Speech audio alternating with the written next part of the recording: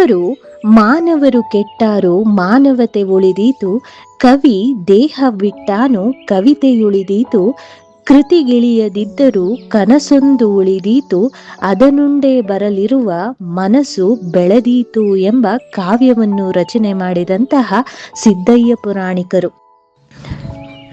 ಇವರು ಜನಿಸಿದ್ದು 18 ಜೂನ್ 1981 ರಾಯಚೂರು ಜಿಲ್ಲೆಯ ಯಲಬುರ್ಗಿ ತಾಲೂಕಿನ ದ್ಯಾಂಪುರದಲ್ಲಿ.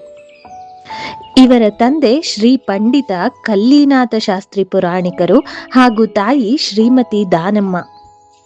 ಕಾವ್ಯಾನಂದ ಅನ್ನುವಂಥದ್ದು ಇವರ ಕಾವ್ಯನಾಮ. ಇವರು ಹೈದರಾಬಾದಿನ ಉಸ್ಮಾಯಿನಾ ವಿಶ್ವವಿದ್ಯಾಲಯದಲ್ಲಿ BA ಮತ್ತು LLB ಪದವಿಗಳನ್ನು ಪಡೆಯುತ್ತಾರೆ. ತಹಶೀಲ್ದಾರರಾಗಿ, ಡೆಪ್ಯೂಟಿ ಕಲೆಕ್ಟರ್ ಆಗಿ, ವಾರ್ತಾ ಮತ್ತು ಪ್ರವಾಸೋದ್ಯಮ ಇಲಾಖೆಯ ಮುಖ್ಯ ಅಧಿಕಾರಿಗಳಾಗಿ, ಜಿಲ್ಲಾಧಿಕಾರಿಯಾಗಿ ವಿವಿಧ ಹುದ್ದೆಗಳಲ್ಲಿ ಕಾರ್ಯವನ್ನು ನಿರ್ವಹಿಸುತ್ತಾರೆ. ಇವರ ವಿದ್ಯಾರ್ಥಿ ಜೀವನದ ಒಂದು ಘಟನೆಯನ್ನು ಹೇಳುವುದಾದರೆ, ತರಗತಿಯಲ್ಲಿ ವಿದ್ಯಾರ್ಥಿಗಳನ್ನೆಲ್ಲ ಉದ್ದೇಶಿಸಿ ಉಪಾಧ್ಯಾಯರು ಒಮ್ಮೆ ಪ್ರಶ್ನೆಯನ್ನು ಹಾಕಿದರು. ನಿಮಗೇನು ಬೇಕೋ ಅದನ್ನು ಬರೆದು ತೋರಿಸಿ ಎಂದು. ಆ ಪ್ರಶ್ನೆಗೆ ನಾನಾ ರೀತಿಯ ಉತ್ತರಗಳು ಬಂದಿದ್ದವು. ಒಬ್ಬರು ನನಗೆ ಬಳಪ ಬೇಕು ಎಂದರೆ, ಮತ್ತೊಬ್ಬರು ಸ್ಲೇಟು, ಇನ್ನೊಬ್ಬರು ಮತ್ತೊಂದು, ಹೀಗೆಯೇ ಅದು ಇದು ಎಂದು ನೂರಾರು ಬೇಕುಗಳನ್ನು ಗುರುಗಳೆದುರು ಇಟ್ಟಿರುತ್ತಾರೆ. ಆದರೆ ಮಧ್ಯದಲ್ಲೇ ಉಪಾಧ್ಯಾಯರ ಹುಬ್ಬು ಮೇಲೇರಿದವು, ಕಣ್ಣು ಅರಳಿದವು. ವಿಸ್ಮಯ ಹಾಗೂ ಮೆಚ್ಚುಗೆಗಳಿಂದ ಒಬ್ಬ ವಿದ್ಯಾರ್ಥಿ ಬರೆದಿದ್ದ, ನನಗೆ ವಿದ್ಯೆ ಬೇಕು ಎಂದು. ಅಭಿಮಾನದಿಂದ ಗುರುಗಳು ಆ ವಿದ್ಯಾರ್ಥಿಯನ್ನೇ ದಿಟ್ಟಿಸಿ ನೋಡಿದರು. ಆ ವಿದ್ಯಾರ್ಥಿಯೇ ಮುಂದೆ ಡಾಕ್ಟರ್ ಸಿದ್ದಯ್ಯ ಪುರಾಣಿಕ IAS ಎಂದು ಖ್ಯಾತನಾಮರಾದಂತಹ ವ್ಯಕ್ತಿ. ಪ್ರೌಢಶಾಲೆಯಲ್ಲಿದ್ದಾಗ ಇವರು ಬಯಸಿದ್ದು ಯಂತ್ರತಜ್ಞನಾಗಬೇಕೆಂದು. ಅದಕ್ಕಾಗಿ ಉನ್ನತ ಗಣಿತ ಶಾಸ್ತ್ರವನ್ನು ಐಚ್ಛಿಕ ವಿಷಯವನ್ನಾಗಿ ಅವರು ಆಯ್ಕೆ ಮಾಡಿಕೊಳ್ಳುತ್ತಾರೆ. ಇವರ ಮೆಚ್ಚಿನ ಗುರುಗಳಾದ ಮೌಲಾನಾ ರಹಮತುಲ್ಲಾ ಖಾನ್ ಸಾಹೇಬರು ಹೋಂವರ್ಕ್ ಬಗ್ಗೆ ತುಂಬಾ ಕಟ್ಟುನಿಟ್ಟಿನವರಾಗಿದ್ದರು. ಒಂದು ದಿನ ಸಿದ್ದಯ್ಯ ಪುರಾಣಿಕರು ಮನೆಗೆಲಸ ಮಾಡಿರದಿದ್ದರಿಂದ ಗುರುಗಳು ಸಿಟ್ಟಾದದ್ದೇ ಅಲ್ಲದೆ, ಆ ವಿಷಯವನ್ನು ಬಿಟ್ಟು ಬೇರೆಯದನ್ನು ಆರಿಸಿಕೋ ಹೋಗು ಎಂದು ಗದರಿಬಿಟ್ಟರು.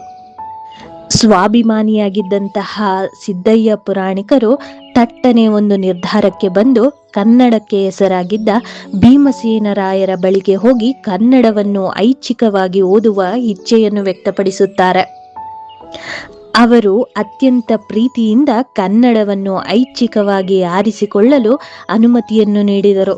ಇಷ್ಟೆಲ್ಲ ಆದರೂ ಗಣಿತಶಾಸ್ತ್ರದ ಅಧ್ಯಾಪಕರು ಇವರ ಮೇಲೆ ಯಾವುದೇ ರೀತಿಯ ಆಕ್ರೋಶ, ಸೇಡುಗಳನ್ನು ತೋರದಿದ್ದದ್ದು ಅಂದಿನ ಅಧ್ಯಾಪಕ ವೃತ್ತಿಯ ಸದ್ಗುಣಗಳಿಗೆ ಸಾಕ್ಷಿಯಾಗಿತ್ತು. ಅಂತೂ ಸಿದ್ದಯ್ಯನವರು ಯಂತ್ರತಜ್ಞನಾಗುವುದನ್ನು ಬಿಟ್ಟು ಕನ್ನಡದ ಕಡೆಗೆ ಹೊರಳಿದ್ದು ಈ ರೀತಿ. ವಿದ್ಯಾರ್ಥಿ ದೆಸೆಯಲ್ಲಿದ್ದಾಗಲೇ ಕಲಬುರ್ಗಿಯಲ್ಲಿ ನಡೆದಂತಹ ಕವನ ಸ್ಪರ್ಧೆಯಲ್ಲಿ ಪ್ರಪ್ರಥಮ ಸ್ಥಾನವನ್ನು ಗಳಿಸಿದ ಸಿದ್ದಯ್ಯನವರು ಕವಿ ಎಂಬ ಹೆಮ್ಮೆಗೆ ಪಾತ್ರರಾದರು. ಜಯ ಕರ್ನಾಟಕದಲ್ಲಿ ಇವರ ಪದ್ಯವೊಂದು ಅಚ್ಚು ಕೂಡ ಆಯಿತು.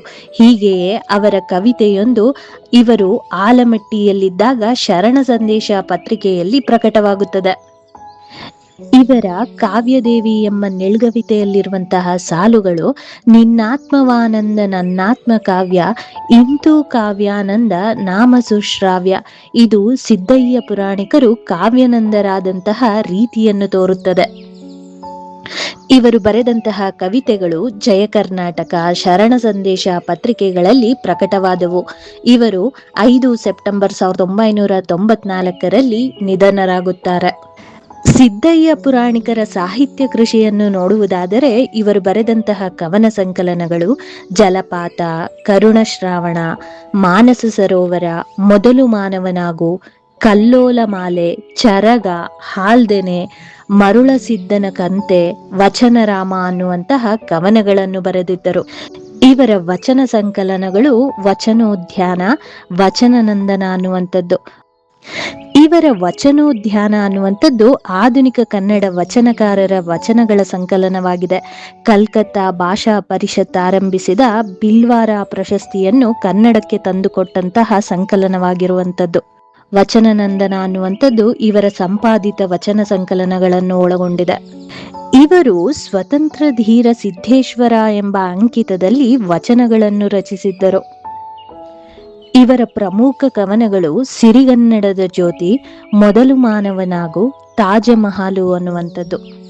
ಇವರ ಕಥಾ ಸಂಕಲನಗಳನ್ನು ನೋಡುವುದಾದರೆ ಕಥಾಮಂಜರಿ ಮತ್ತು ತುಷಾರಹಾರ ಅನ್ನುವಂಥದ್ದು.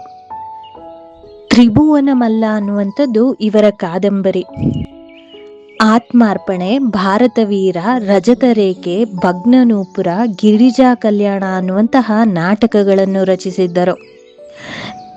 ಇವರು ಬರೆದಂತಹ ಮಕ್ಕಳ ಸಾಹಿತ್ಯವನ್ನು ನೋಡುವುದಾದರೆ ತುಪ್ಪ ರೊಟ್ಟಿ ಗೇಗೆಗೆ, ಗಿಲ್ಗಿಲ್ ಗಿಲ್ಗಚ್ಚಿ, ತಿರುಗೆಲೆ ತಿರುಗೆಲೆ ತಿರುಗುಯ್ಯಾಲೆ, ನ್ಯಾಯ ನಿರ್ಣಯ, ಮಕ್ಕಳ ಲೋಕ ಸಂಚಾರ, ಬಣ್ಣದ ಓಕುಳಿ, ವಿಕಾಸವಾಣಿ ಎನ್ನುವಂತಹ ಮಕ್ಕಳ ಸಾಹಿತ್ಯವನ್ನು ರಚಿಸಿದರು. ನಜೀರ್ ಅಕ್ಬರಾಬಾದಿ, ಒಂದು ಊರಿನ ಕತೆ, ಗ್ರಾಮ ಸಾಮ್ರಾಜ್ಯ, ಚಿಂತನಾ ಲಹರಿ ಅನ್ನುವಂಥದ್ದು ಇವರು ಬರೆದಂತಹ ಅನುವಾದಿತ ಕೃತಿಗಳು.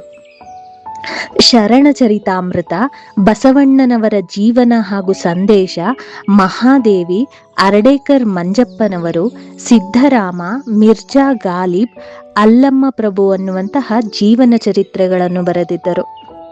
ಇವರು ಬರೆದಂತಹ ಶರಣಚರಿತಾಮೃತ ಅನ್ನುವಂತಹ ಕೃತಿ 76 ವಚನಕಾರರ ಜೀವನ ಚಿತ್ರವನ್ನೊಳಗೊಂಡಿರುವಂಥದ್ದು. ಇವರ ಇತರ ಕೃತಿಗಳನ್ನು ನೋಡುವುದಾದರೆ ಕನ್ನಡ ಪದ್ಯ ರತ್ನಾಕರ, ಶ್ರೀಕಾರ, ಸುಬೋಧಸಾರ, ಮಹಾತ್ಮ ಕನಕದಾಸ ಪ್ರಶಸ್ತಿ, ಸರಹದ್ ಗಾಂಧಿ, ಸಿದ್ಧಗಂಗಾಶ್ರೀ, ಮಣೀಹ, ಶರಣಪ್ರಸಾದ, ಬಸವ ಮತ್ತು ದಲಿತೋದಯ, ಬಸವ ಮತ್ತು ವಿಚಾರವಾದ, ಬಸವ ದರ್ಶನ, ಮಳೆಯ ರಾಜ ಚರಿತ್ರೆ ಅನ್ನುವಂತಹ ಕೃತಿಗಳನ್ನು ಬರೆದಿದ್ದರು. ಇವರು ನನ್ನ ನಿನ್ನೆಗಳೊಡನೆ ಕಣ್ಣಾ ಮುಚ್ಚಾಲೆ ಎನ್ನುವಂತಹ ಆತ್ಮಕಥೆಯನ್ನು ಬರೆದಿದ್ದರು. ಸಿದ್ದಯ್ಯ ಪುರಾಣಿಕರಿಗೆ ಕಾವ್ಯಾನಂದ ಎಂಬ ಅಭಿನಂದನಾ ಗ್ರಂಥವನ್ನು ಸಮರ್ಪಿಸಲಾಗಿದೆ. ಫಲವಿತ್ತ ರೆಂಬೆ ಬಾಗುತ್ತದೆ, ಗೊನೆ ಹೊತ್ತ ಬಾಳೆ ಬಾಗುತ್ತದೆ, ಹೂವು ತನ್ನೆದೆಯ ತೆರೆದರೆ ಅಂದ, ಸುಗಂಧ ಮಕರಂದಗಳ ಸುಗ್ಗಿ, ಸ್ವತಂತ್ರ ಧೀರ ಸಿದ್ದೇಶ್ವರ ಎಂಬ ಅಂಕಿತದಲ್ಲಿ ಇವರು ವಚನಗಳನ್ನು ರಚಿಸಿದ್ದರು. ಸಿದ್ದಯ್ಯ ಪುರಾಣಿಕರ ವಚನೋದ್ಯಾನ ಅನ್ನುವಂತಹ ಕೃತಿಗೆ ಸೋವಿಯತ್ ಲ್ಯಾಂಡ್ ನೆಹರು ಪ್ರಶಸ್ತಿ ಲಭಿಸಿರುವಂಥದ್ದು. ಇವರು ಭಾರತೀಯ ಭಾಷಾ ಪರಿಷತ್ತಿನ ಪುರಸ್ಕಾರ ಹಾಗೂ ಬಿಲ್ವಾರ ಪ್ರಶಸ್ತಿಯನ್ನು ಕನ್ನಡಕ್ಕೆ ಮೊದಲ ಬಾರಿಗೆ ತಂದುಕೊಟ್ಟಿದ್ದಾರೆ. ಇವರಿಗೆ ಕರ್ನಾಟಕ ವಿಶ್ವವಿದ್ಯಾಲಯವು ಗೌರವ ಡಾಕ್ಟರೇಟ್ ನೀಡಿ ಗೌರವಿಸಿದೆ. ಇವರು 1987ರಲ್ಲಿ ಗುಲ್ಬರ್ಗಾದಲ್ಲಿ ಜರುಗಿದ 58ನೇ ಅಖಿಲ ಭಾರತ ಕನ್ನಡ ಸಾಹಿತ್ಯ ಸಮ್ಮೇಳನದ ಅಧ್ಯಕ್ಷತೆಯನ್ನು ವಹಿಸಿದ್ದರು. ಸಿದ್ದಯ್ಯ ಪುರಾಣಿಕರ ಕುರಿತಾದಂತಹ ಈ ಕಿರುಮಾಹಿತಿ ಇಷ್ಟವಾದಲ್ಲಿ ಲೈಕ್ ಮತ್ತು ಶೇರ್ ಮಾಡುವುದನ್ನು ಮರೆಯಬೇಡಿ. ಜೊತೆಗೆ ನಿಮ್ಮ ಅನಿಸಿಕೆಯನ್ನ ಕಮೆಂಟ್ ಮೂಲಕ ತಿಳಿಸಿ. ಧನ್ಯವಾದಗಳು.